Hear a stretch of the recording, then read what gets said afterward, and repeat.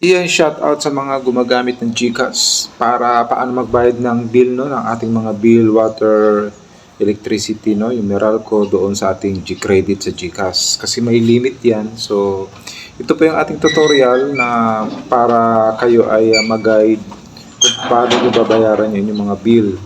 So, dito, proceed tayo sa ating Meralco bill. So, yan sa GCash. So, isa-search nyo lang Meralco. Ayan, Meralco. So, pag nandun na kayo, itatype nyo lang yung inyong amount na babayaran. So, ayan po siya. At ang customer account number, syempre. Para diretso na ang pera sa kanila. Yan. Kagandahan niyan, lumalaki ang limit niyan. Kaya gamitin nyo yung G-Credit nyo. At pwede kayo mag-loan sa GCash. Ayan, yung email. So, ilalagay din natin. Kung pag gusto nyo mag-loan yan, mag-comment lang kayo.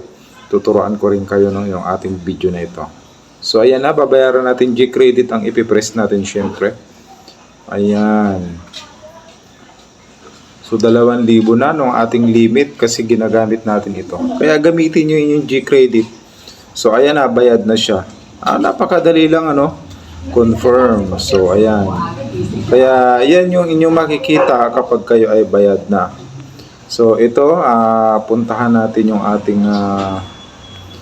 yan yung ating G-Borrow. Ayan yung borrow. Ayan yung ating G-Credit.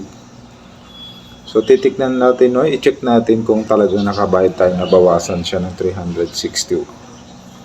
So, ayan na yung ating limit, 2,000. So, mayroon tayong 361 na nagamit. So, ganun kasimple sa lahat ng mga GCash user. Mag-comment lang kayo, yung mga gustong matuto sa ating mga tutorial. Kaya gamitin nyo yan para malaki ang malulun nyo sa GCash. Kaya ako malaki na ang nalulun ko. Magkakalimit na ako ng 50k siguro pag nabayaran ko yung aking loan ngayon. Okay? Don't forget to share sa mga GCash user magbayad ng Meralco bill ng ating water doon sa G-Credit. God bless you sa inyong lahat.